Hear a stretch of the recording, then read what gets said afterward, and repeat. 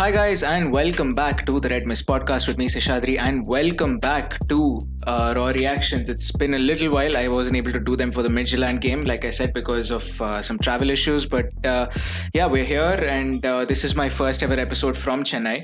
Or rather, actually, my second ever episode. The West Ham preview was the first ever one, but this is my first ever Raw Reactions from Chennai, and that means it's a late kickoff. That means it is 11 p.m. in India when it actually kicks off, the game between Liverpool and West Ham. But that is not going to dampen my spirits.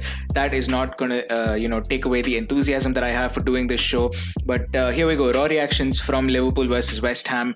We're here in the pre-game segment. For those of you who don't know what raw reactions are, I record my reactions live, pre-game, halftime, and at full time, and I compile them into one single episode. So far, some of the episodes that I've done with raw reactions have been some of the best ones on this podcast.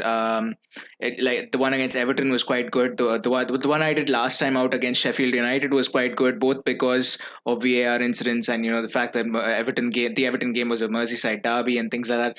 So it's quite exciting to capture these emotions raw, and even while listening back to them, I kind of relive my thoughts, and sometimes I find myself going against what I said, and you kind of tend to form opinions and stuff like that in the heat of the moment, which later you may come to regret or change. But yeah, like I said, it is 45 minutes almost to kick off, and the lineups are out. It is pre-game from Anfield, and you know what? Let's just have a look. We'll start with the visitors first, as usual. To be fair, I near on nailed this lineup. It was very expected, very predictable lineup for West Ham, really. Fabianski in goal, Kufal, Balbuena, Ogbonna, Cresswell, and Masuaku form the back five. Jared Bowen, Thomas Soucek, Declan Rice, Fornals, and Fornals, they form the next midfield four, and Sebastian Haller's playing up top on his own. Like I said, I near on nailed this lineup. The only thing is, I didn't know if Haller or Yarmolenko was going to start. Haller, I did tend to go with Yarmolenko, I think, in my previous episode, because he has played a little bit more. I didn't expect Haller to start today. But that being said, Haller's also played a few games. And I thought with the weakened Liverpool defense, I thought Yarmolenko might give us more trouble with his pace and movement and creativity. But West Ham's gone for Sebastian Haller. Makes sense. He's going to hold up the ball. He's a target man. Can play the ball into his feet, into the air. He's going to hold up the ball, bring others into play. Jared Bowen and Pablo Fornals, they're going to be very, very key to this lineup. Later on in the game, like I said in my previous episode, I won't be surprised if we actually see Said Benrahma come on, because he is very creative. He is very... he's capable of moments of magic, and he hasn't made his Premier League debut yet, but I imagine it won't be long before he's actually he can make his debut. They do have some good creative players on the bench. They've got Said Benrahma, like I said. They've got Yarmolenko. They've got Lanzini, who scored that amazing goal against Tottenham to make it 3-3 in injury time. Apart from them, they've also got Ryan Fredericks on the bench, Issa Diop, Robert Snodgrass, and Zach Randolph, their backup keeper. But it's going to be a good game. I think West Ham, like I said yesterday, they're going to sit in two banks, one bank of 5 and the other bank of 4. Liverpool, I would expect us to dominate possession. And just in general, I feel like I just generally feel like we'll be the better team. The only question is, can we break down the West Ham defense? Because David Moyes, his West Ham team may not be the most creative, but defensively they are quite good, as they showed last week against Manchester City. And it's just something that we do need to keep an eye on. And they are capable of grinding out results, and they may not be the most fluid team in world football, but they're definitely up there when it comes to defensive solidity. I'm not saying they're one of the top teams or anything, but at least for a side, their quality, they do quite well in that aspect. And a lot of people expected West Ham to be much further down the table. They're 12th right now with 8 points after playing some of the toughest fixtures on the list quite early on to start the season. So I mean, personally, I think David Moyes has done a good job so far. Before the season started, I said, if there was one manager I had to place a bet on to get sacked, I'd say it was David Moyes, because my logic was there were a lot of things wrong with West Ham at that point. Pre-season, there were things that fans were discontent about how the club was being run, and there was a lot of murmurings going on around the club, and it just didn't seem like a very stable atmosphere. And if the performances on the pitch were not great, I felt like West Ham would be ruthless and sack David Moyes first. And if the performances were like last season, which was very, West Ham underperformed for a team of their quality. And I just felt like David Moyes would be the first one to get the sack. Um, that was just my opinion. I could be, like I said, he's done a good job. He's kind of staved off all those critics, and he's definitely not. He's definitely not in that sort of topic of conversation. When we're talking about possible sackings. So, which is a good thing, by the way, given the fixture list that they had. Like I said, I think that's a really good thing. They've had some really encouraging results. Like I mentioned yesterday, a few of them. They won 4-0 against Wolves. They had 1-1 against Man City, 3-all against Tottenham. So, they've had some few encouraging results. And look, they're a side that could give us trouble. Now, without Michail Antonio, it is going to be a harder task for them, because I think Antonio is very dynamic, he brings a level of work ethic and skill and physicality to their front line that I don't think a lot of other people can match in the West Ham team anyway. So for me, I feel like that is going to be missing. Especially, I especially think Michail Antonio would have loved to have gone up against a weakened Liverpool backline, and we'll get to Liverpool's lineup in a minute. But I really feel like he would have loved to have done that. But unfortunately, he misses out because of a hamstring injury. Prayers for him, and hopefully he gets well soon. But coming now to the hosts lineup, the Liverpool lineup, a few surprises there. So one of the big questions going into this game was who's going to partner Joe Gomez at centre back with Virgil van Dijk out, Joel Matip injured, and Fabinho out injured as well. So I mentioned Fabinho is going to be out till after the international break. Joel Matip, we're hoping he's back for Atalanta and for Man City, but there's no guarantees. And we've got, the possibilities that I mentioned were Reece Williams, Jordan Henderson, Gini Wijnaldum even may actually have to play centre back. And one of the possibilities that was thrown around in other forums was Andy Robertson moving to left centre back. So, I mean, look, it's a lot of permutations and combinations, none of which are ideal. But, you just got to make do with what we have. And, one of the big criticisms about this season was the fixture list, and not so much the fixture list because you can't really do much about that, but rather the substitutions rule, because a lot of leagues in Europe using the 5 subs rule, whereas England's the only one using the 3 subs rule, and both Jurgen Klopp and Pep Guardiola have spoken out against it because it just stresses out the players. They don't have enough time for recovery between games. And I think maybe the Premier League looks at it a couple of weeks down the line and maybe they change it. But for clubs playing in Europe, it's a big deal. Because if you've got to play on a Tuesday or Wednesday or a Thursday and then turn around and play the weekend again, it's just it's a big thing to ask of these teams. And it's not easy. It's not easy for these players. Recovery is reduced. And when you're doing this for months on end, which is how it is right now, it's not ideal for players conditioning and things like that. But looking at the Liverpool lineup, we've got Alisson in goal. No surprises there. Last week he got a surprise start against Sheffield United, but this week no surprises. He keeps his place in goal. Trent Alexander-Arnold at right back, Joe Gomez at right centre back, and at left centre back we've got Nat Phillips. Now, for those of you who don't know Nat Phillips, he's a Liverpool player from the reserves, and he spent last season on loan at Stuttgart in the second Bundesliga. And he did quite well there. He was one of the better defenders for Stuttgart. But he's in like he is a centre back, sure, and he is. My thing with him is he's more experienced at Reece Williams, which a lot of people thought would be playing, this game. I personally was not in favor of Reece Williams playing, but I did discuss this in my preview episode. I personally was not in favor of him playing, in favor of him being thrown into a Premier League game straight away for a full 90 minutes. Nat Phillips, on the other hand, he's had a little bit of experience. He's played in a level that I can say would equate to the Championship in England at least. And he's played in the game against Everton in the FA Cup last year. So I think personally Nat Phillips is probably a better choice. Not ideal again, but better choice. I can see why Jurgen Klopp might think he's a better choice in playing Henderson or Wijnaldum. Henderson, personally, I would have. I mean, I didn't think of Nat Phillips. I'll be very honest with you. I didn't think of Nat Phillips, and mainly because he hasn't featured much in preseason. He hasn't featured much otherwise. Like Reece Williams has been favoured more than him. So I just genuinely thought he was that far down the pecking order. I didn't expect Nat Phillips to play, which is why I didn't discuss him. And no disrespect to him, but I just didn't discuss him because of that reason. Because I really thought if there was an academy centre back going to play, or a reserve centre back who was going to play, I really thought it was going to be Nat Phillips. Sorry, I really thought it was going to be Reece Williams and not Nat Phillips, which is unfortunate. But Nat Phillips, I do trust him more than Reece Williams, maybe a little bit more than Reece Williams.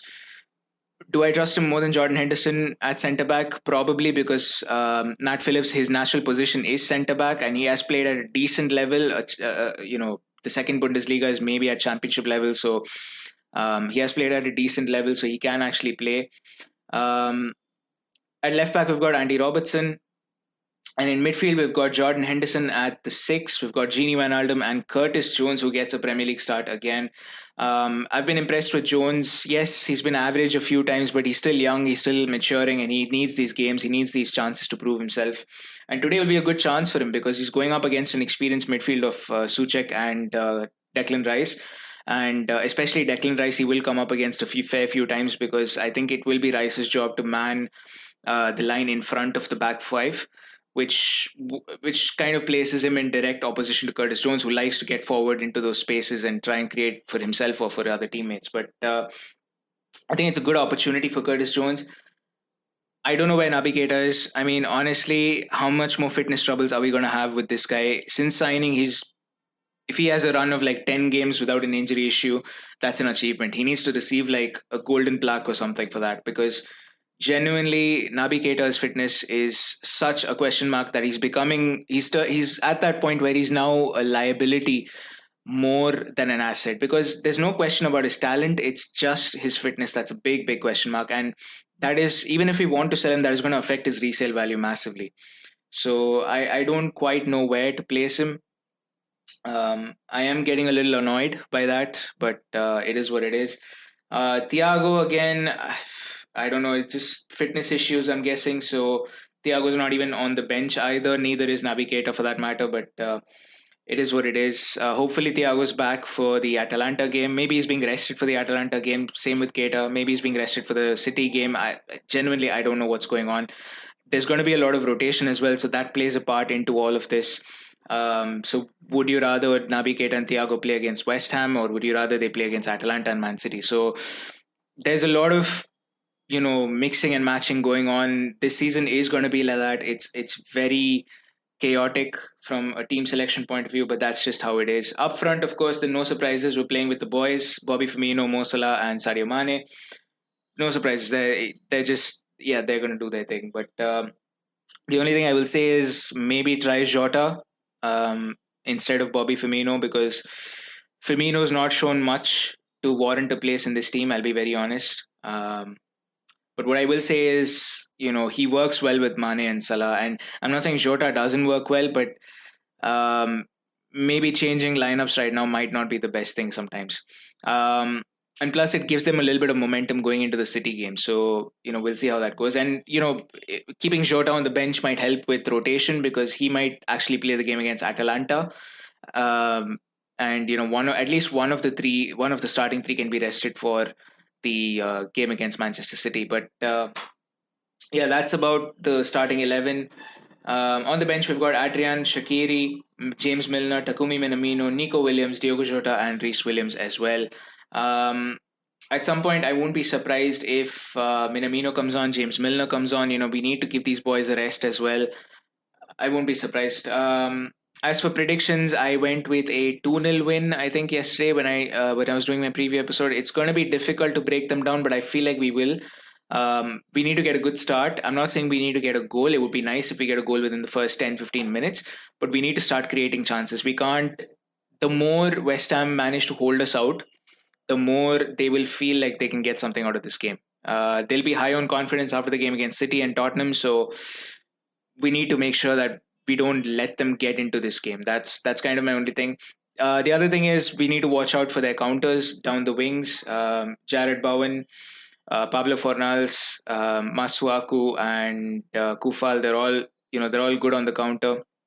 And Sebastian Haller can hold the ball up for them and for midfield runners. So those are just things to watch out for, in my opinion. But overall, I'm expecting Liverpool to dominate and come out with a win, and just cement our place towards the top of the table.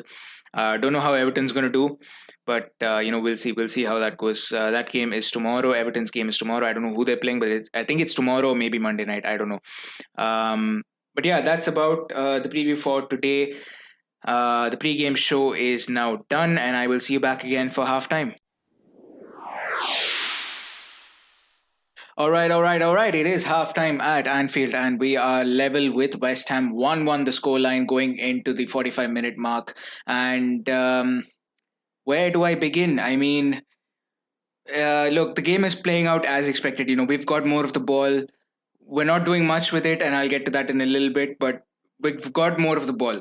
Okay, and West Ham are just sitting back, two banks, one of five, one of four, and they're just defending their hearts out. And whenever they can, they get on the counter. And they have, to be fair, they have looked okay on the counter. They haven't looked really bad. And they had one good chance with Jared Bowen, which obviously he didn't score or he couldn't get on the end of properly. The other one that they did have down the left hand side resulted in Pablo Fornal scoring, and that's as good a place as any to start. And let's start by talking about that goal. So we lose the ball, they come on a counter attack, and then initially I thought we'd sort of stemmed the flow of the counter, and they were forced to go back to Masuaku. Masuaku then decides, he's just, it's going to cost him nothing. He's just going to whip the ball in, and he whips in a good cross. To be fair, it's a very, very good cross. And Joe Gomez, I don't know what you're doing. Honestly, the form that you've been in, it's horrendous. It's horrendous. The form that Joe Gomez has been in, it's been awful. And the only thing that I will say is, as a defender at an amateur level, this is one of the first things you're taught. When you're clearing out the ball, do not clear it out towards the middle. Always clear it out towards the sides. If you're not sure, go towards the sides. And Gomez was unmarked for that header. He was not being challenged by anyone. And what does he decide to do? Decides to head it right to the middle of the box. Or just outside the box, but towards the middle of the pitch. And it's just a ridiculous decision from a defender who is absolutely not on form.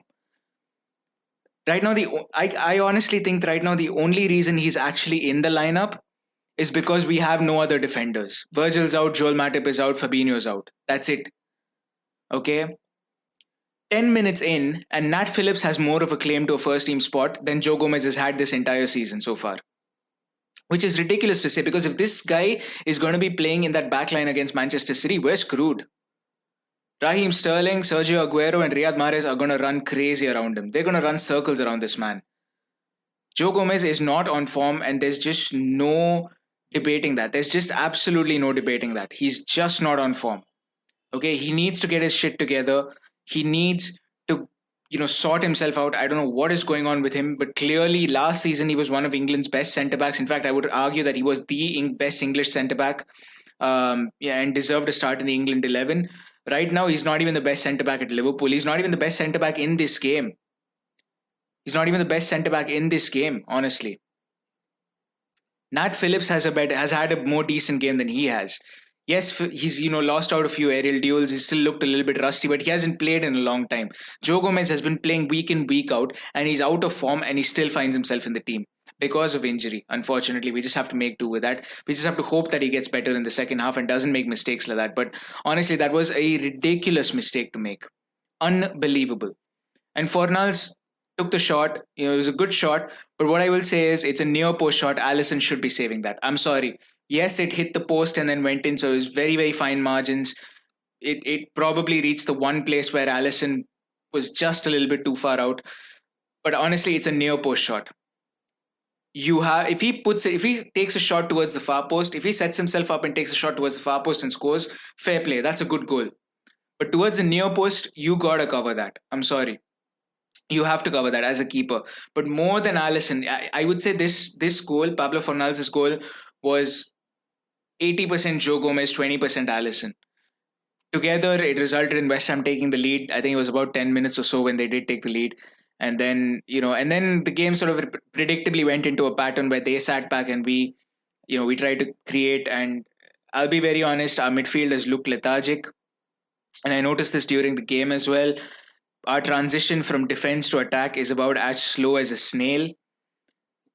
Honestly, it's about as slow as France in World War II. Like, our defense to attack transition was just, it takes ages. It takes years before we can get on the attack. And it's just ridiculous. Whether it's fatigue, it could be fatigue. I'm not denying that. We've been playing games one after the other. I don't deny that. But at the same time, guys like Curtis Jones, they haven't had too many games to play. So where is your energy? And Wijnaldum, I don't even know what is going on with that man. He's just disappeared. He's not even when he touched the ball. I literally was like, oh my god, he's actually in the game. He's actually alive. Seriously, I mean, Genie Wijnaldum has taken ghosting so literally on Halloween that he's missing from the field. It's honestly, it is quite ridiculous the way Wijnaldum's been playing. He's the only, again, just like Gomez, the only reason honestly he's on the pitch right now is because of injuries. Thiago is not there. I don't even know who else is not there. Fabinho is not there. And Shaq, Minamino, they haven't really demonstrated. Shaq, I don't know. Last game he was good, but Minamino hasn't demonstrated the kind of form that merits a start. Last game when he did get a start, he didn't take his chance. The games before that he was good, and I was campaigning for him to get a start. But last game just kind of dampened my expectations from him a little bit. And then of course there's Bobby Firmino. Oh man, how this man finds a place in the team ahead of Diogo Jota, I will never understand. On form, Diogo Jota is the better player to put. Diogo Jota should be one of the first names on the team sheet. No question. Bobby Firmino has been out of form. Enough with the excuses that he's the system, he's this, he's that. Jota has fit into this team like a glove to a hand. And he cuts through defenses like butter, like knife through butter. So, look, this man is on form. He's fit into the team seamlessly. Plays well with Mane and Salah.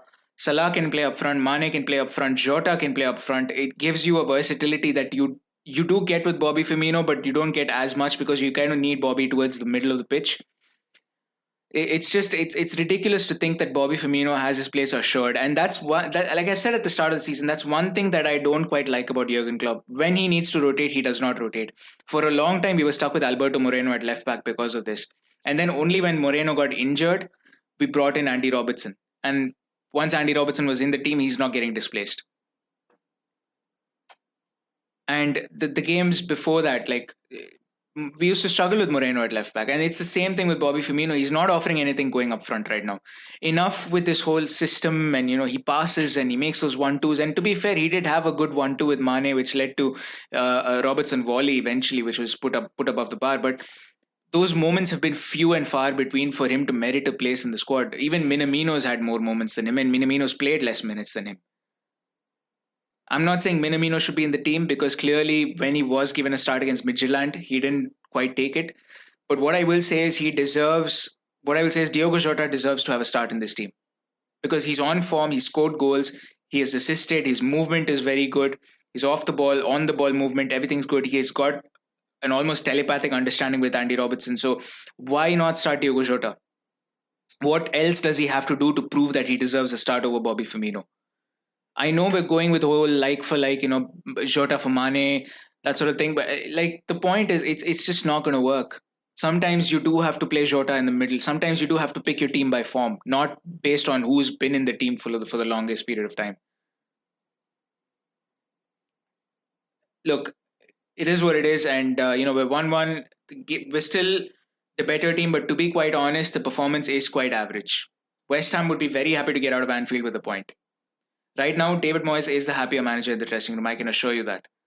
Jurgen Klopp is not happy with this because we've not been penetrative, we've not been effective, we've not been efficient. And look, it's the same with a lot of teams that are in European competitions. Man United haven't looked great. Man City haven't looked great.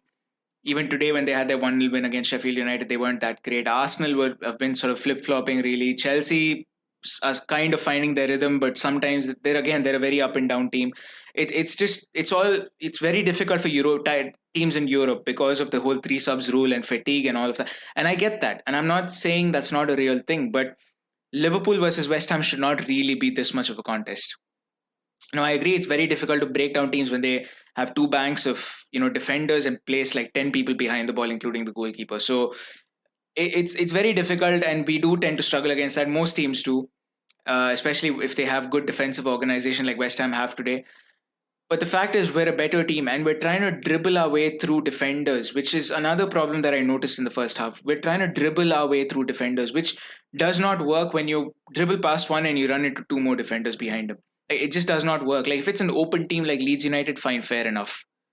But if it's not an open team like Leeds, you're going to run into problems. If it's not a team that likes to attack like Man City, you're going to run into problems. You can't dribble past them. You need to pass and move, pass and move, pass and move. And that's just not happening with this team. That's just not happening with the Liverpool team today. And there needs to be some change in personnel. I would personally love to see Shaqiri come on. I would personally love to see Diogo Jota come on, even Minamino come on. Just to add a little bit of freshness, just to add a little bit of dynamism to our midfield, to our forward line, because clearly we need it right now. Salah is doing some good work, Mane is doing some good work, but Firmino's letting us down. Midfield, Curtis Jones, listen, man, I know you're young, inexperienced and all, but I said you need to be better. Like, if you want to compete for a starting spot, you need to be better. And the same thing, Wijnaldum, honestly, he doesn't deserve to be in the starting 11. He genuinely doesn't. Like, even Curtis has a better shout of that than Wijnaldum does at this point. I mean, if this is the Wijnaldum that I thought we were going to, that if I knew we were going to get this Wijnaldum at the start of the season, honestly, I would have sent him to Barca myself. I'd have driven him to Barcelona myself. So it's just annoying because we're a much better team than what we've shown today. And it's just really, really bad that we're not able to play to our potential. But I'm hoping in the second half that Klopp makes changes, brings in the big guns, gets them in. Diogo Jota especially would be a really nice addition, and maybe someone to shore up our midfield. Shaqiri from midfield might actually be a decent option. Minamino in midfield might actually be a decent option. But the point is, we need some dynamism in midfield. We need some creativity. Trent is trying to create as much as he could, and shout out to him. He's having a good game. Andy Robertson's having a good game as well. Shout out to those guys. Nat Phillips as well, doing a very good job in his Premier League debut. Joe Gomez needs to improve. Like, there's just nothing else I can say. He just needs to improve. Him, Wijnaldum, the only reason they're in the team is because of injuries. But, I'm hopeful. I'm hopeful we can get a second goal. There's going to be a lot of these games this season, squeaky bum type games. And we need to get 3 points out of this. There's just no two ways about it. The penalty to Mo Salah, pretty straightforward. That's why I didn't discuss it as much. Pretty straightforward. Salah got fouled in the box by Masuaku. There wasn't even much protest from Masuaku.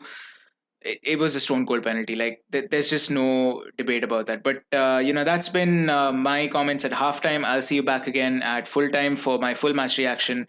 And that's I don't know what the score is going to be, but I'm hoping we get 3 points out of this game. That's all. Right, it is full time, and we're here at Anfield with 3 points. Liverpool 2, West Ham United 1. A second half goal from Diogo Jota helping us to 3 points in this crucial fixture.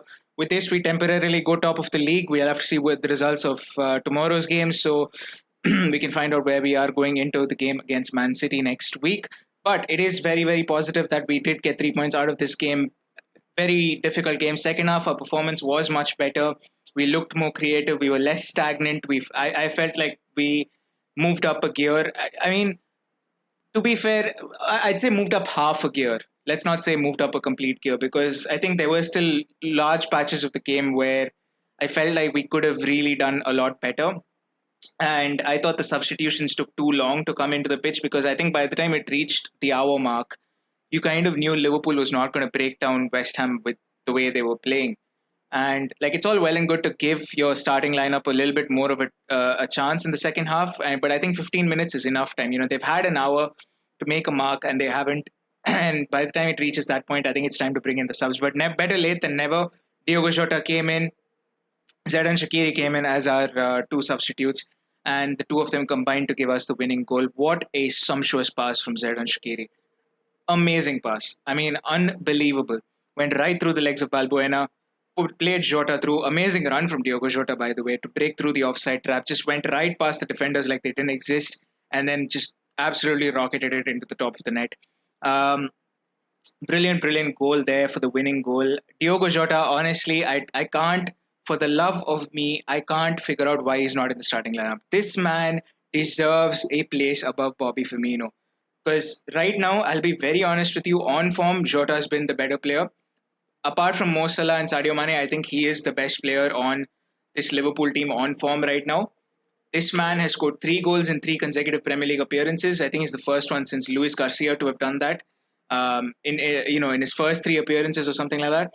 But the point I'm trying to make is this guy's looked lively. He's looked like every time he got the ball, he looked like something would happen. Like it definitely looked like we were on the up and above, and we were definitely trying to break West Ham through. And Zedan Shaqiri from midfield, we changed our formation to 4-2-3-1, played central attacking midfield for us. Zedan did, but I mean, this man, look, you have these games where teams are difficult to break down, and this is a game where West Ham had 5 at the back and 4 in midfield. And it was 2 whole horizontal banks, which meant every time Trent and Robbo got the ball, or every time Mane and Salah got the ball, they were not able to outnumber the opposition, which is a trick that they use a lot. But West Ham figured it out. They have 3 central defenders, which means any cross that gets through is likely to find a West Ham player first. Okay, so that's one more problem with this whole thing. So when you have games like this where teams tend to sit back, where teams tend to, try and just let them come at us. We'll see what we can do. We'll defend our hearts out. If they play like that, if they play with that sort of mentality, a backs to the wall mentality, it's going to be very hard to break them down with wing play.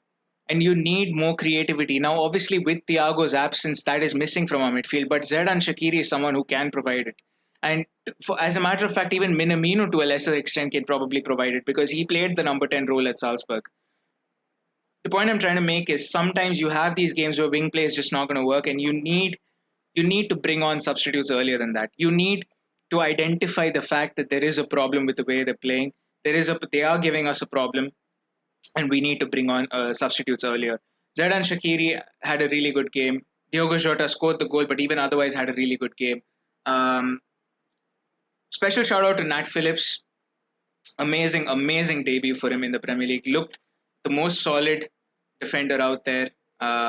Even better than Joe Gomez in my opinion throughout the game. I know Gomez recovered and did kind of decently throughout the game, but Nat Phillips he hardly put a foot wrong. I think he had one misplaced pass which sort of ricocheted off of a West Ham player. I think it was Yarmolenko, and then went straight back to Alisson. So that was the only mistake he made, but it was his debut, 23 years old for Liverpool. Nobody's going to take that away from him now. He's made a league appearance for Liverpool.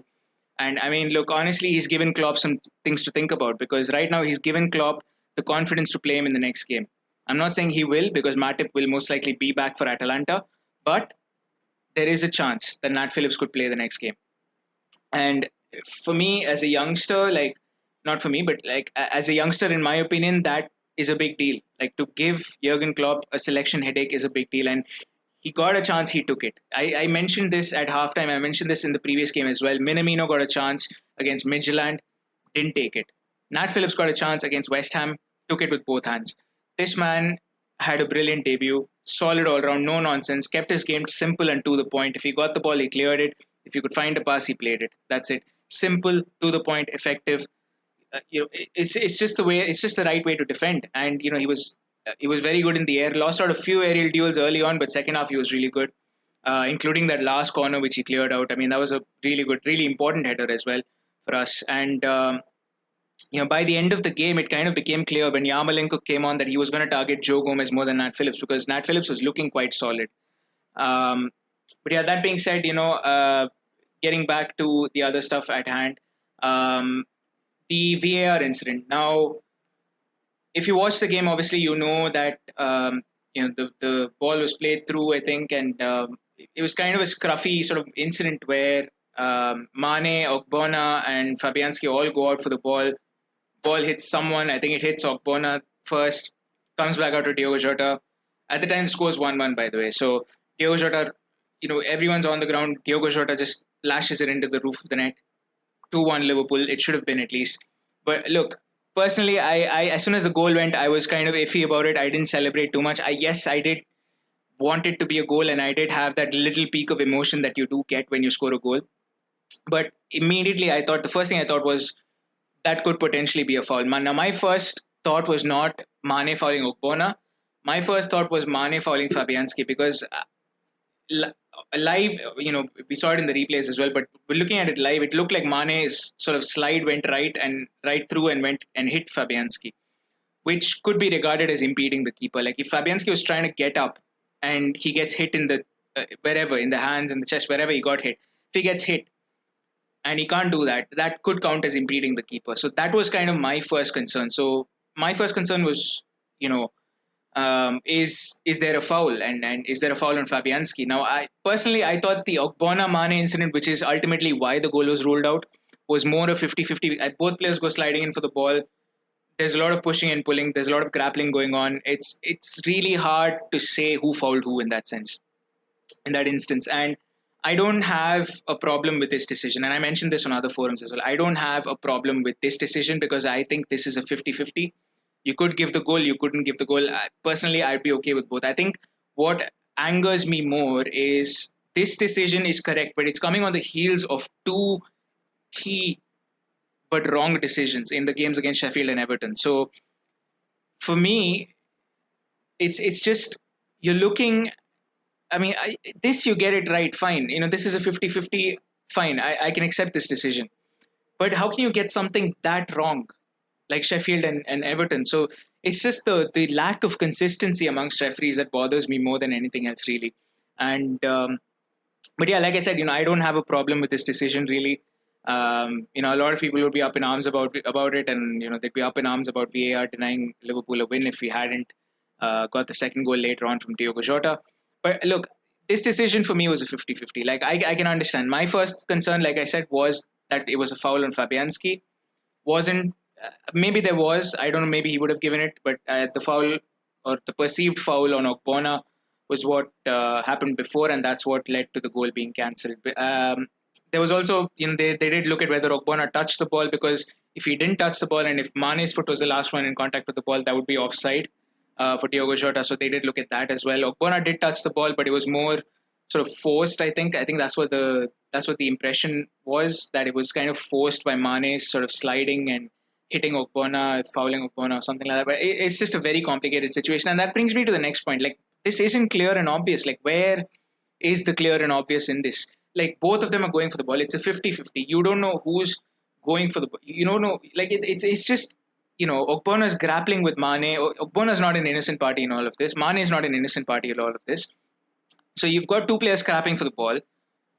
The only way I can see this actually being denied for a foul was if, like I said, Mane goes into Fabianski, and as Fabianski is trying to get up, because that could count as impeding the keeper. So that I can understand. If it was denied for that, I can understand. But if it's not denied for that, if it's denied for a foul on Ogbonna, like how it's not clear that there's a foul on Ogbonna. That's what I'm trying to say. Like, it's not very clear that Ogbonna was fouled in that instance, because, like I said, it's just two players going for a 50-50 ball, or three if you include Fabianski. So there is bound to be contact. There is bound to be some amount of collision. Like, you can't avoid it in those situations. Every one of us who's played football at any level, whether professional or amateur, is going to know that. And for me, that is not a foul. What I would say was that he did get Fabianski at the end with the slide. So I could see that being a reason for the foul. But Mane and Ogbonna, I find that difficult to accept. But like I said, it's a 50-50 decision, fair enough. I wasn't too mad at it when it got disallowed, to be honest. I think I was much more mad at Sheffield United and Everton, really. Even Sheffield, I think initially I thought it wasn't that bad. But yeah, I got mad at those because of the inconsistency and just the plain incorrectness of VAR, of the referee sitting behind the VAR screen, really. So for me, that's kind of my opinion on the whole VAR controversy this game. Overall, I thought we played really well in the second half, stepped it up after the subs came on. I mean, it was a good game. Like, these sides, which sit back, are going to be difficult to break down. Like, that's just the way it is. And City found it difficult a few games ago, last week. Sorry. And it's just going to be difficult. I mean, when you have two banks of 5 and 4, when you have 10 people behind the ball, literally the only guy ahead of the ball was Sebastian Haller for most of the game, and Yarmolenko later on. That's just the way it's going to be. You can't expect to sort of waltz in and score. And especially, they were, credit to West Ham, they were quite well organized. And I personally felt like this was one of the more... it was a good performance. Like, it was a good stepping stone. Getting this sort of win, this sort of grinded out win, is important in a title challenge. We saw it 2 years ago. We saw it last year. And we're going to need wins like this to keep up a title challenge, especially in this close season, where teams are sort of results are sort of haywire with everyone, and then you've also got fixture congestion for especially for teams in Europe, and I'll get to that in a little bit as well. Especially for teams in Europe, fixture congestion with all of this stuff going on. A lot of these games are going to be scrappy. A lot of these games are going to be 1-0. Teams are going to try to attack us physically because they know that we're playing games every 3 days. What usually happens in December in a Premier League season is happening pretty much from the get go this year. So it's kind of expected that this teams will try to attack us physically. Teams will try to sit back, commit tactical fouls, if you will. That sort of stuff is going to happen. Not everyone's going to play like Leeds. Not everyone's going to play like Man City. And we just got to win these games, and we just got to find a way to win. And right now, Diogo Jota is on form. He's the spark that we need. He's a spark that we're finding every single game. And he's honestly making a case for the starting 11 over Bobby Firmino at this point. It would be, in my mind, it would be criminal not to include Diogo Jota in the starting lineup. The other thing, I touched upon it a little bit, the fatigue factor. I thought that played a lot into this game. I think it's going to show more in the upcoming 2 games between, with Atalanta and Man City, and going into November, December, late November, and early sort of the December run-in period. It's going to be carnage. Results are going to be haywire. There's going to be a lot of tired players in the squad. There's going to be injuries abound already. The Athletic reported that there was a 47% increase, 47% increase, I think. But it's in the 40s. I may be slightly wrong on the exact number, but it's in the 40s, the percentage of increase in muscular injuries. So, these things tend to have an effect, is what I'm saying. And for me personally, I think it's criminal that the 5-sub rule is not there in the Premier League. Maybe I mentioned this at the start. Maybe I mentioned this at halftime as well. But teams like Liverpool and Man City are looking very tired right now. Chelsea, Man United, they're just looking lethargic at various points in the game. Right now, it's the quality of these teams that is getting them through, not the freshness factor. And I don't know how long that's going to last. There will come a game where whether it's in late December, early January, early February, there will come a game or a run of games where the quality is not going to be able to get you through because they're just too tired at that point. And the Premier League needs to do something about the fitness of the players. If possible, during the international break, please change the 3 subs rule. Like, you need to get to 5 subs. Other leagues in Europe are doing it. It is what is good for the players. And I think it's time England recognize that, because England's done so much of tomfoolery with everything, from VAR to handball rules to everything basically, and playing around with players' fitness. I think that's where you draw the line. Guardiola's spoken against it, Klopp's spoken against it. It's just ridiculous, honestly. In other sort of important news, while the Liverpool game was going on, this may not be strictly related to football, but the UK is entering a second period of national lockdown from Thursday. With relation to football, they haven't said anything specific, at least not as of last I read, which was about 10-15 minutes ago when I read the news updates. But what they did say was outdoor exercise will still be allowed, and travel abroad is restricted to those who do it for work only. So all this, and there was an Athletic article saying that the Premier League will still go ahead regardless of the national lockdown. So all this kind of points to the Premier League continuing. I think right now, if you're a big team, if you're Man City, if you're Liverpool, you'd be wishing for a suspension because you have so many injury problems on both sides. Man United as well, I think they don't have as many as City and Liverpool, but they also have some issues. Chelsea would like some recovery time as well, just to gel their team and get their squad together. But I don't think that's going to happen. But I think sport will still continue, but there is going to be an issue, and that's I don't know how.